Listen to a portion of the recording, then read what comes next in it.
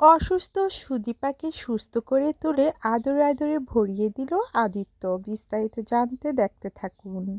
বন্ধুরা, অনুরাগের ছোঁয়াতে আমরা সবাই দেখতে পারবো অসুস্থ সুদীপাকে বিছানায় সেবা যত্ন শুরু করে আদিত্য। নিজের চোখের সামনে নিজের স্ত্রীর এমন খারাপ অবস্থা আদিত্য যে কোনোভাবেই সহ্য করতে পারে না। আদিত্যের সেবায় ভালোবাসায় হঠাৎ করে সুদীপা সুস্থ হয়ে ওঠে। সুদীপা বলে, মিস্টার চৌধুরী, আপনার জন্যই এমনটা সম্ভব হয়েছে। আমি এখন সম্পূর্ণ সুস্থ। সুদীপার মুখে এমন কথা শোনার পর অনেক বেশি খুশি হয়ে যায় আদিত্য। আদিত্য বলে, সুদীপা, আজকে কিছু বলতে চাই। এই কথা বলে অবাক হয়ে সুদীপার মুখের দিকে তাকিয়ে থাকে। সুদীপাও বুঝতে পেরে যায় আদিত্য কি বলতে চায় সুদীপাকে। একে অপরের কাছে আসে। শেষ পর্যন্ত দেখা যায় সুদীপার ঠোঁটে কিস করে সুদীপাকে আদরে আদরে ভরিয়ে দেয় আদিত্য। এবার গল্পে যদি এমনটা ঘটে দেখতে কেমন লাগবে?